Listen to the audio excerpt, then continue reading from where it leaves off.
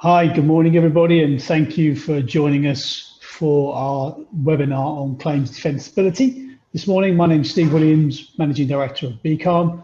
We've got some guests joining us this morning that I'll introduce to you in a moment, but just some quick housekeeping rules. If everyone could have your microphones on mute, please. We will also be doing some polling through the webinar, so please take part in those. If you've got any questions for the panel, then please submit these through the chat, and then we'll deal with any questions at the end.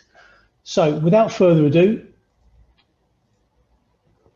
claims defensibility, and what are we looking at? So just kind of where we started from with the webinar was, and my experience dealing with businesses, that when claims get paid that shouldn't be paid, it can be hugely frustrating for businesses where they feel that they've invested in safety in the workplace, but still the claim gets paid. And that can be even more frustrating where a claims culture begins to develop in the business, because that can erode the overall business culture and have a significant impact on employee engagement, profitability, productivity, etc., etc. So we wanted to look at claims defensibility this morning.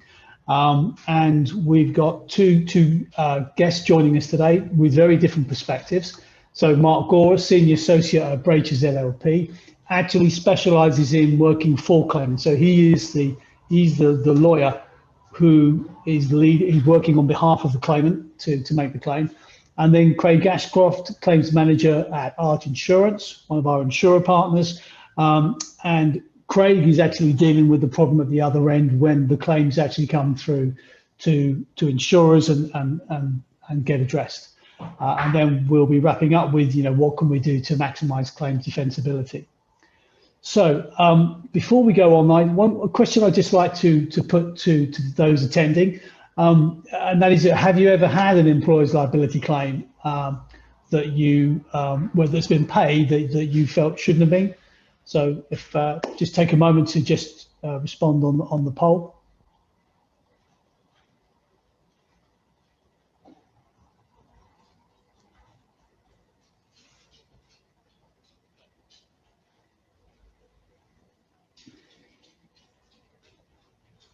Okay, Izzy, do we have some results for that? Okay, so kind of 50-50, but certainly 42% of people saying that claims have been paid which shouldn't have been, or they felt shouldn't have been paid. So we'll hopefully from this morning's session we'll be able to maybe share a bit of light on that and see what could have potentially be done to address those. So I'd like now to introduce Mark Gore, Senior Associate, Brachers LLP. Good morning, Mark. Thank you very much for joining us. We had an interesting chat earlier in the week about your experiences. Mark, before we kind of talk about how you deal in terms of your approach with a bodily injury claim, could you just remind us what is it that kind of makes a company liable for bodily injury when an accident occurs? Yeah, sure. Well, thanks for the invite. So there's two factors. There's either an omission or a negligent act. So the employer's either failed to do something that they ought to have done, or one of their employees has been negligent and hurt a colleague, which is the tricky area of vicarious liability. But as we'll see throughout the course of today, it all stems from the same thing, but it is in essential that it's the failure to do something. There are risks, and they've got to be reduced to the lowest level that is reasonable. Yeah. Okay, thank you for that. So Mark, I think this is the bit we're interested in. So when someone comes to you with a potential claim, what's your approach? How do you go about kind of looking at that claim and assessing whether that's one to pursue or not? Well, obviously, our first, before we've even sent a letter of claim or anything, I would have spoken to my client. So he will come with tales of woe and bad practices and all manner of things. And by and large, we take that at face value, because until we approach the employer, the defendant, we don't know how strong this evidence is. But in that conversation, I will already know what I'm looking for. I will be able to pick the areas in which it would appear on my client's evidence that there have been failures in procedures.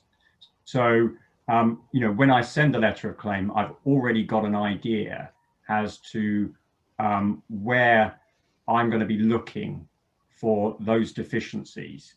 And as we're going to discuss, it is therefore the only thing that's going to put me off, as it were, is if the employer can show me that actually those deficiencies never existed. So that's where it comes from. I very rarely get documents, certainly in bodily injury cases, which I can look at, because most of these are not in the possession of a regular employee. So it starts off with just factual evidence.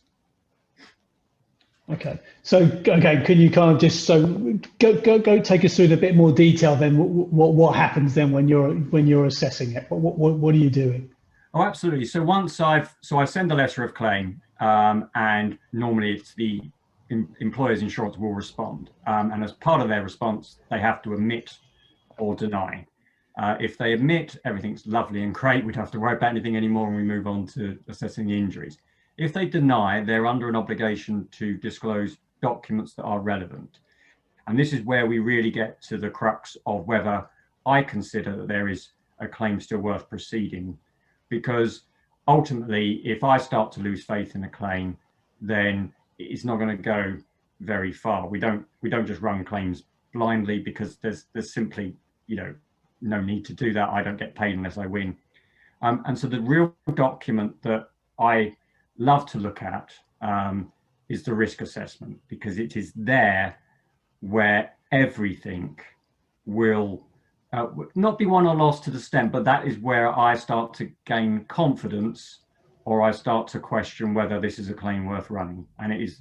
So first off, if there is no risk assessment, then I'm smiley and happy, thinking this is great. You ain't got a risk assessment, and we can probably move on.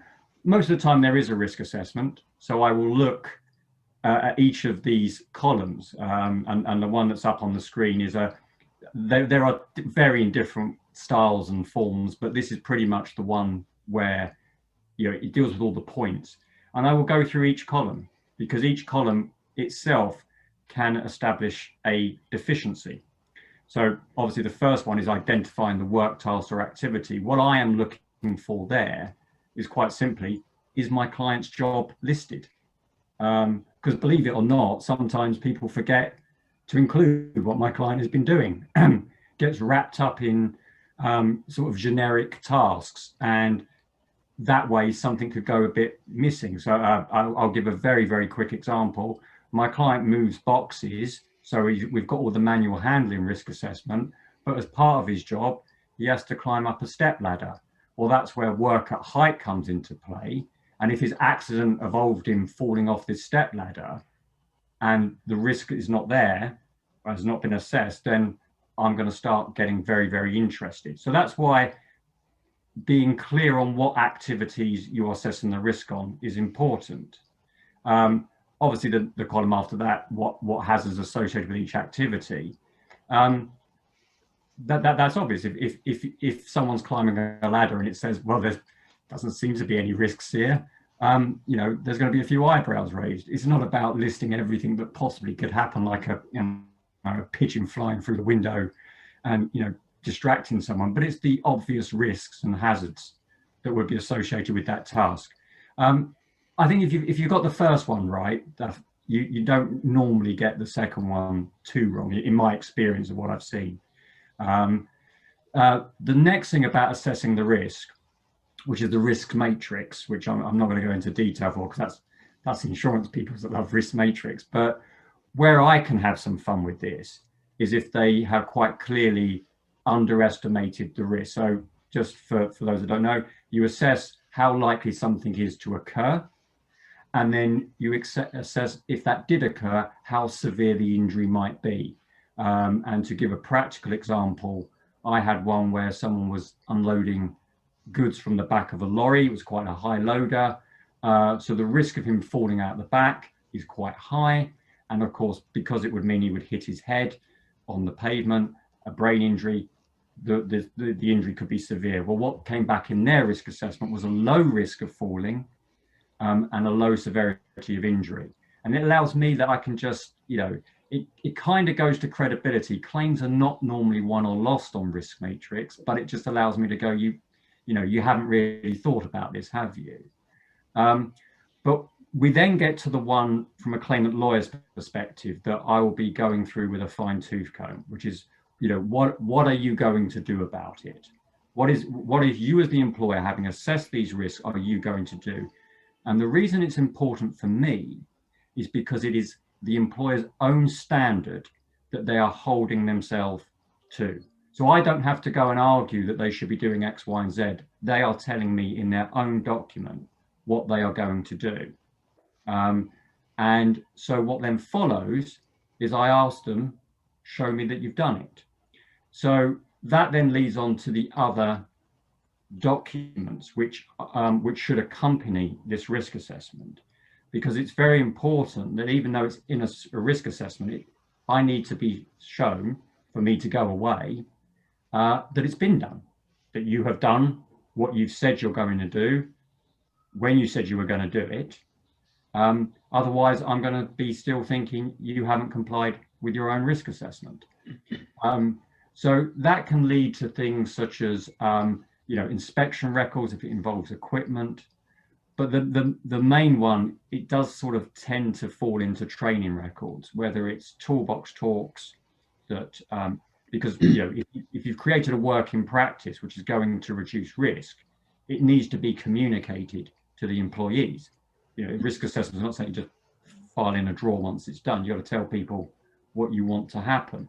And if I can't see, bearing in mind, just going back a bit, that my client probably has told me, I would never got any training. I was never told any of this. I didn't see any notices. So to knock my confidence, you've got to show me exactly that you've done it. Because if my client says, no, there was no toolbox talk we ever had, and you come back and say, right, and a meeting on November the 13th, here it was, and here's your client's signature that he attended, then I'm going to go back to my client and go, what are you talking about? But if I don't get that document and instead I get some vague, oh, well, we think we did have one, can't quite recall when, then, to be fair to all the participants, I'm not going to really believe that over my client, and that's not going to see me go away. I'm just going to carry on. So documentation is always the thing. If you really want, and I know, hopefully I've got a nice face that no one would want to make cry, but if you do want to make a claimant lawyer cry, you do it with documentation. It is the only thing that will make us go away, to be honest with you. Great, brilliant. Mark, thank you very much for that. That's really insightful. And I think, one of the things that we're frequently talking about with our clients is, how do you maintain those? How do you ensure that your control measures are operating all the time? And I guess that's the protection that the business gets and the employee gets.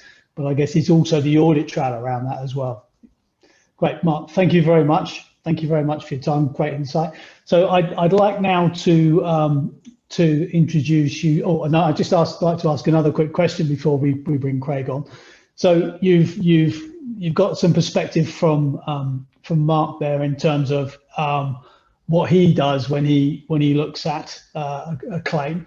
So again, another quick poll: if you had an accident in the workplace tomorrow, having heard from Mark, how confident would you be that your arrangements would stack up? So very confident. I think we're okay, or not so confident.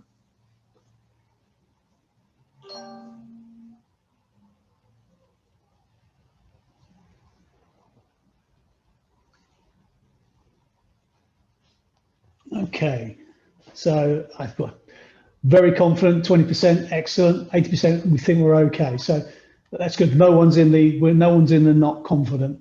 No one's in the not confident area. Okay, so now I'd like to introduce Craig Ashcroft. Craig works for Arch Insurance Europe. I think that's correct, Craig, isn't it? Arch Insurance Europe. He's claims manager, and we work with Arch, providing Arch policyholders with what Arch call Arch Business Protection, which is a risk management solution to help manage and control risk on a day-to-day basis. So, Craig, you know, obviously we've had some conversations before today, and I understand that one of the things you were going to share with us was some research or some analysis that you've been doing around claims that have occurred. Yes, yeah, I've sort of got 3 slides that I'll just sort of walk through and then summarize at the end. Good morning all. Today I'm probably just going to spend a couple of minutes summarizing some useful analysis sort of we've carried out on our EL claims performance. I'm going to be using 2 case studies as well, and that sort of will highlight the benefit to businesses in using the sort of risk management tool such as we provide to our clients. So in this first slide, sort of around mid 2020, we carried out a thorough review of our EL claims, probably over the last 2 years. In this, we sort of focused on the claims that are limited liability. And to be honest, the results were not that unsurprising, following on from obviously Mark's comments as well. So some of the main sort of areas and sort of high level areas we captured was a lack of adequate risk assessment, accounting for 40% of claims being paid and about 28% of the paid quantum. Unsafe systems of work accounting for 25% of incidents being paid and 20% of the paid quantum. And defective work equipment accounted for 20% of the incidents being paid, 13% of the paid quantum. As I sort of said, following on from Mark's comments, this data clearly shows that the impact to a business and its insurance provider of inadequate risk assessments. And the one other thing which I thought was interesting to sort of comment on as well is we've done sort of quite a large portfolio review of all the sort of business we've written over the last 20 years. One thing we found might not be unsurprising, but it sort of highlights a key need, is that where a client has had a claim, they are more likely to have another claim than a claims-free risk.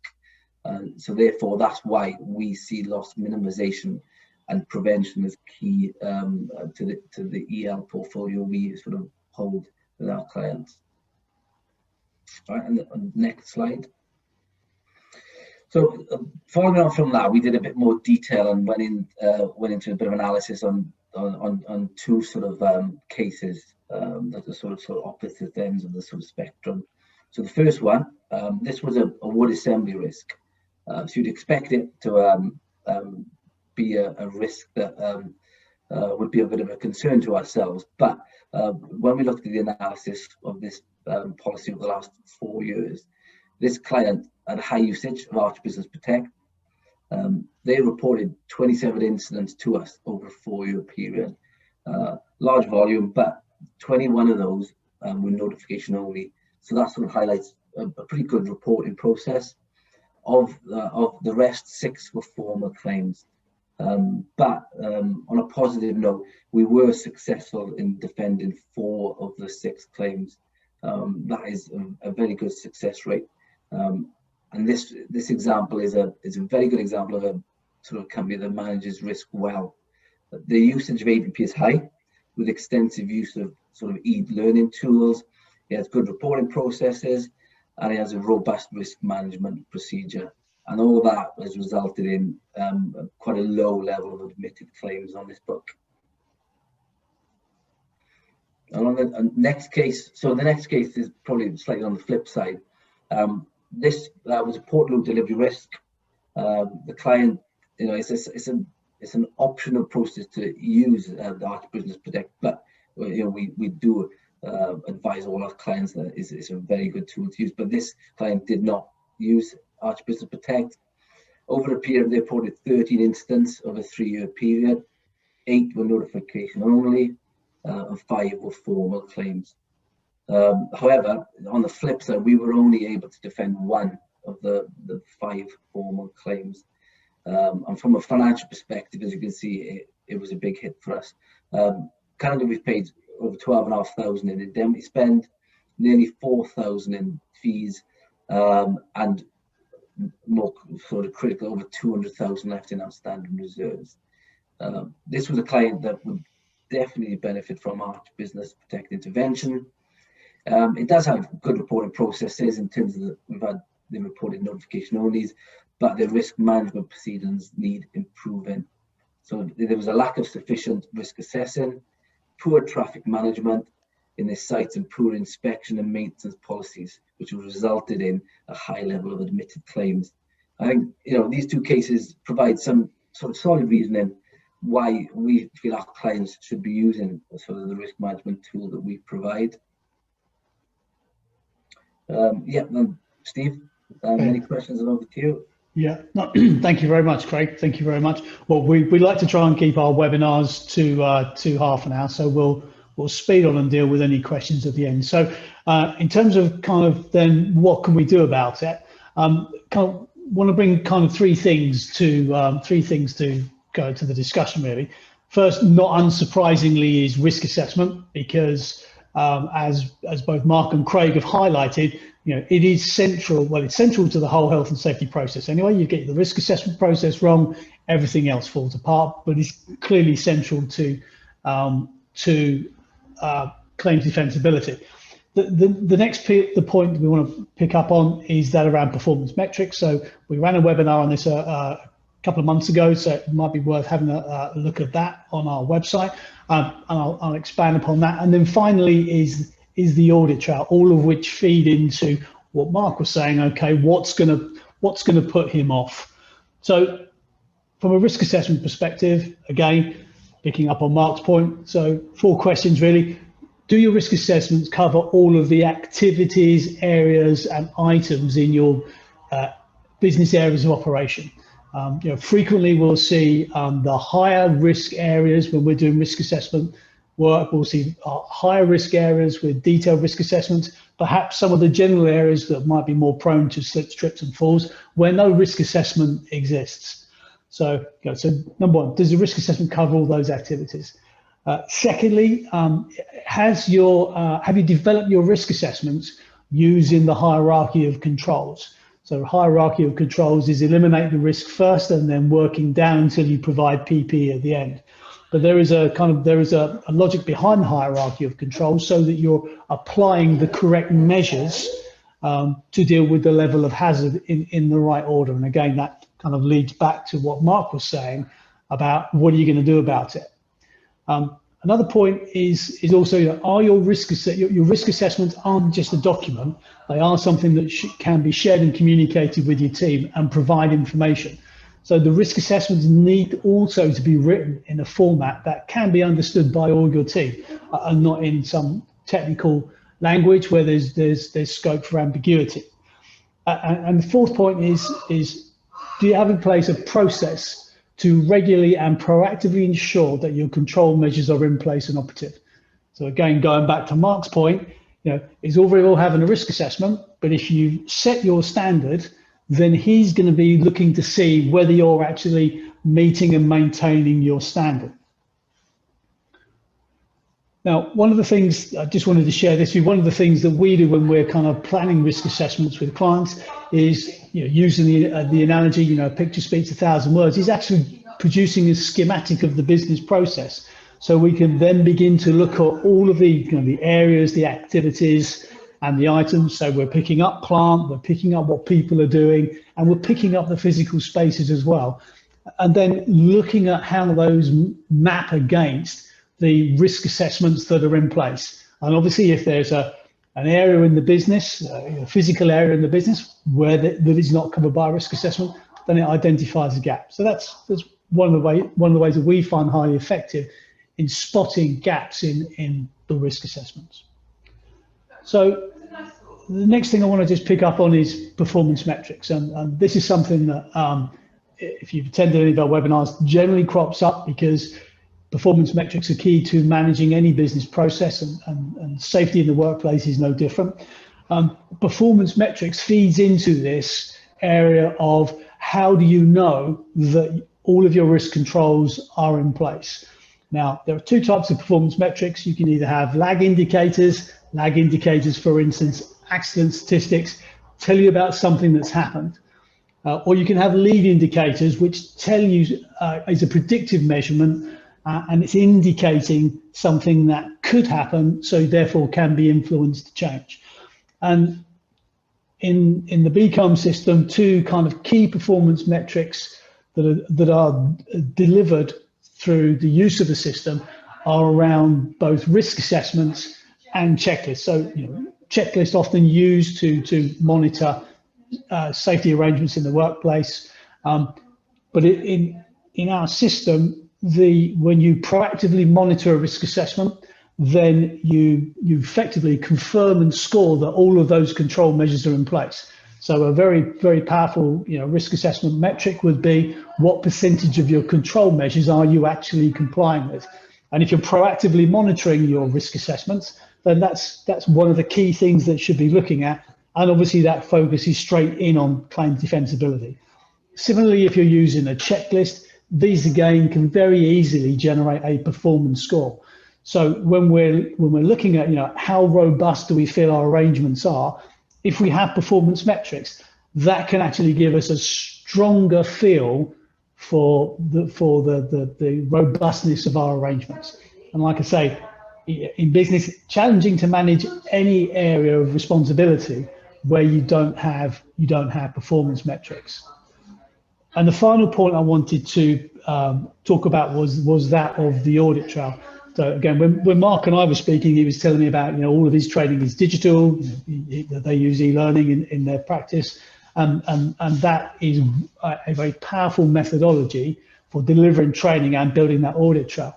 But I just kind of wanted to share kind of where a system-based approach can actually help in building the audit trail with this simple illustration of where you are proactively monitoring a risk assessment in, say, the BCarm system, where you're getting an instant audit trail that your control measures are in place. And that is a kind of a date time-stamped audit that our control measures were in place on this date. If they're not in place, then you can identify any corrective action and address those. So we're sorting out the problems, but there are also other opportunities to intervene with management alerts. So the reason for highlighting this is, in lots of cases, businesses are doing the work in terms of safety sampling, but those records are paper records. Those records can be lost. They're not always secure, and so therefore the audit trail is eroded. Again, similarly, kind of just illustrating that from an e-learning perspective, an employee takes a course, they complete the course, you've got your competency test, there's a certificate. If there's retraining required, that then goes into the machine. But also you've got that audit trail around the data that they've produced. And in particular with our e-learning mechanism, each employee undertakes a self-assessment which scores their own working environment in their opinion relative to that legislation. And we have seen clients use the self-assessment element of the e-learning to supply that as part of a pack of documentation to claimant solicitors, say, well, this is what the employee said on that day that they did know where the material safety data sheets were. So just like to wrap up and we'll see if we've got any questions. So kind of if there's three key takeaways from today's session, I think for me is just how important that risk assessment process is. Everything hinges on that at the beginning, but then once you've got that risk assessment in place, ensuring that those control measures defined in that risk assessment are being maintained on an ongoing basis, proactively maintained on an ongoing basis. And finally, making sure that when Mark does request the documentation on the back of the risk assessment, that he's thrown off the scent of the potential claim, because there's a robust audit trail of whatever the safety controls are in place at that time. So thank you very much for your attendance this morning. I hope you've found some of the insights from the guests of interest. Certainly, it's always interesting to get the different perspective from insurers and from solicitors. So. Izzy, just to take any questions for the panel or myself.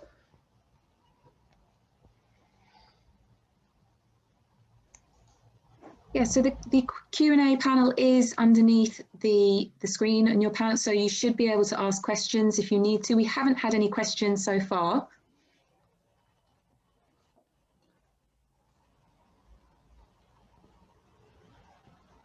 Okay, well, yes, we've just had a question come in now. So the question is, how important is it to list your control measures in impact order? So, Mark, perhaps that's something you'd like to comment on, bearing in mind you're actually you're the one who's looking to in inverted commas, take the risk assessment apart.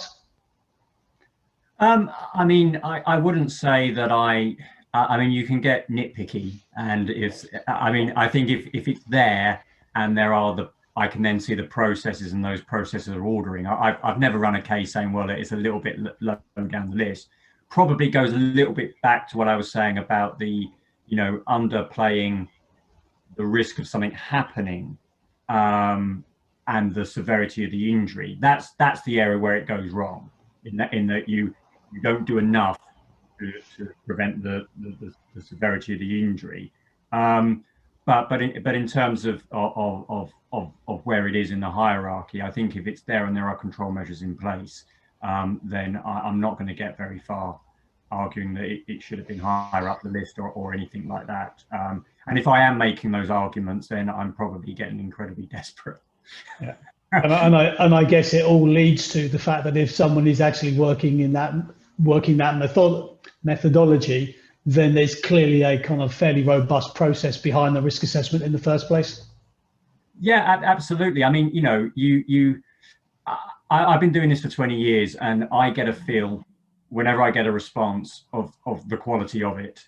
You just do, it becomes an instinct. So, if you've got quite a significant injury, a brain injury or something like that, and it's quite a high risk job, and all you've got back is 2 pages of documents, I'm going to be thinking, well, here we are. If I get back, a whole, zip file of documents that's just like, I think, oh, I'm going to have to, give up a day to go through this, then I'm thinking, well, these guys obviously know what they're doing. So it's kind of is that, obviously I'll go through it to make sure it's actually saying something, but yeah, I mean, it always goes back to what you've said and what Craig has said and everything like that. It's just list what someone's doing, think about the risks and how you can reduce those risks to the lowest level really practical, which is really just the duty.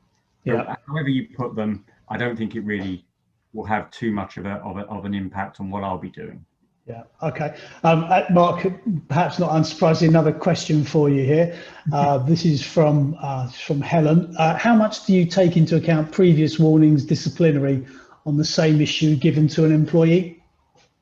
Yes. I mean, obviously, if it's my own client, the fact that if he was doing something that he ought not to have been doing or been warned against, and that goes into whether you go back to whether the employer has reduced the risk to lowest level reasonable practical. There are negligent employees. I get that. So that is a valid defence. What I would say, just moving on from that, is it's a good point about others. The risk assessment will get reviewed on a yearly basis or 2 yearlies, whatever their measures are. But often a line of attack for me can be that they didn't get reviewed because of near misses. So, for example, an employee is pulled up by a manager or someone because they're not doing it right, and it could have, it could have led to an injury. They were sure they were doing something dangerous. I'll be thinking, well, why didn't you review your risk assessment there? Where was the restatement of the toolbox talk? Where was the person's training? And I think, obviously, going back just to finish the answer to this question, if it is my own client, I will be looking what you did, just maybe just don't do that again.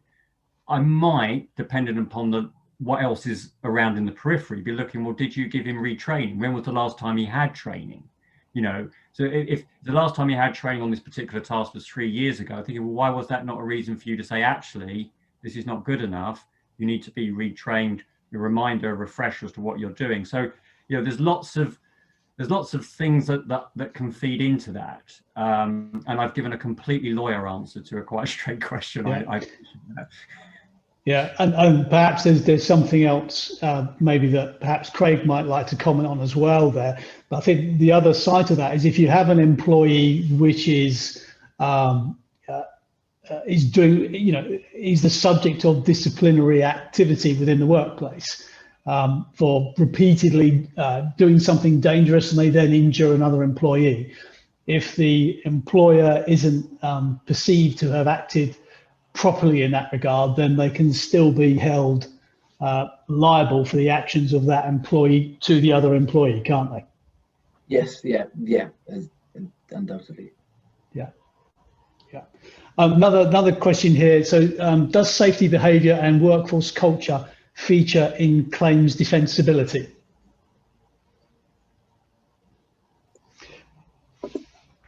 I think I think the interesting point there. If you've got a strong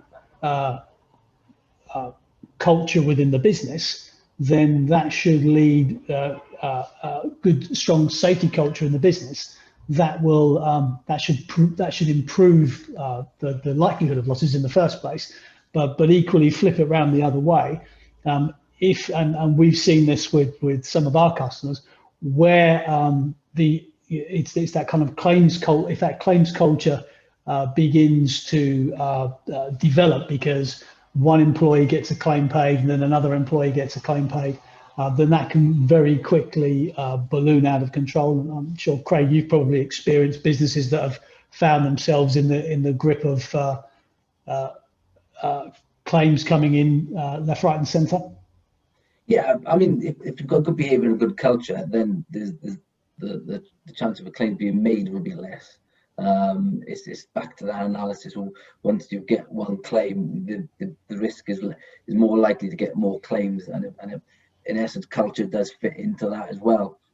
We will always look at every single claim and see the defensibility, but where behavioural culture is not something that is strong, then the propensity to claim is going to increase, and the likelihood of us having to obviously settle more claims will be higher as well.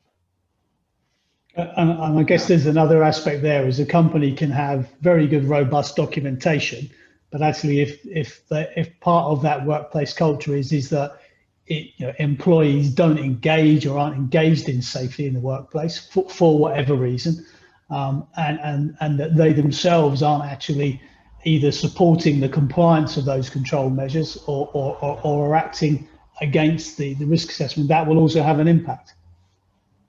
Yes, exactly.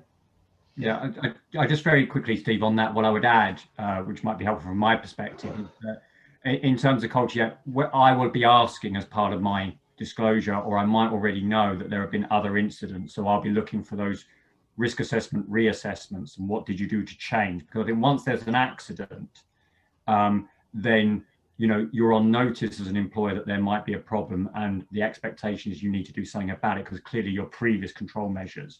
And very, very briefly on that bit about bad employees and stuff like that. Yeah, I have had cases where there is a wonderful risk assessment, a wonderful working practice, but on the ground it is not being followed, and the hierarchy know about it. It's a little. So I'm faced with a claim where I've got the documents which say one thing, but I've got factual evidence, which can be sometimes from ex-employees, that say something else. And I have won cases on that. They're not the straightforward cases, but that might feed into where people believe that, because their risk assessment was quite sound, that they ought not to have paid this out. But you can get that where you're actually able to prove that it's not being followed, and people that could have stopped that were aware. Yeah, so just one point as well. That's the whole point of what we try to do with our analysis and looking at admitted claims is we want to improve that culture and behaviour. We don't wait till renewal and say you've had X amount of claims. We look at that first admitted claim. We work with the business, we work with our underwriters, work with our survey, our risk teams, and help that clients improve their culture, their behaviours. So therefore, we are jumping on board straight away and trying to prevent that next claim. Yeah, and I think what can get lost in a conversation about claims defensibility is that the actual cost to the business of a claim is always going to be a multiple of the actual claim value itself, in terms of, you know, impact on management time, potential productivity, employee relations, and depending on the severity of it as well. You know, there is even, you know, the scope for brand reputational damage, you know, impact on customer relationships and the like. So great. One final question, because we're running over. I guess this is the $1 million question. I'm not sure who wants to go with this one. Is it likely there'll be a lot of claims for people becoming infected with COVID-19 at work? So interesting one. Interesting one. I would probably go over to Mark on this one. I mean, for me, it's all about whether they see there's a value in taking on these sort of claims. I don't think there'll be a large influx, but it's whether or not sort of marketers see a value in pursuing those type of claims, really. Funny enough, I mean, obviously, you know, in the claimant lawyer bunker where we all reside and live, we've been discussing this at length. No, I mean, look, the same principles and policies apply. It's about managing risk and assessing risk. I would say, just from a legal perspective, because we have had these sort of general discussions about it, the biggest problem that a claimant would face is causation. You'd have to prove that COVID was caught at the workplace. And I would argue that, forget about risks and management, which I think is incredibly important. We at Brachers have a COVID risk assessment, which keeps, every government advice keeps getting updated. But putting that to one side, the first hurdle or the first challenge for a claimant would be to prove that that is where they contracted it. So their lifestyle, their behavior would all be under the microscope. And I think that's probably why there would be a low level. That's not saying they won't happen, and they're not, and I would suspect there will be some, but, you know, I think you're probably more looking at warehouses, so outbreaks, very much like, I put it akin to the food poisoning cases. You know, if you're staying at a hotel, you come back, you get food poisoning, you're the only one, then you're always faced with the risk of proving that you didn't get it because you also ate in 3 or 4 other different places. If you're working in a warehouse or a place and 10 or 15 people go down with COVID, then I think it shines a bigger spotlight on it being at the company source. So that's where I think that's where I think there'll be the cases, but that's probably why there won't be as many, because the odd employee getting COVID and saying, well, I think it might have been at work because, you know, Janice in accounts got it. I mean, I'm not encouraging them to come to me, if that helps. Yeah. I think perhaps the other side with COVID is and this leads more to ensuring that those controls are in place, is that, you know, with COVID-19, kind of health and safety and business continuity have never been so close together. You know, we were working with a business up in Hull. Our consultant arrived on site on the Wednesday night and then left later that night because they'd had an outbreak that day and they were having to shut down for 2 weeks. So it's a different kind of impact. Absolutely. So, sorry, just one very quick point, Steve. I know we're over time, but just on that, yeah, it's the same thing, which would probably help the participants. It's the same thing as that.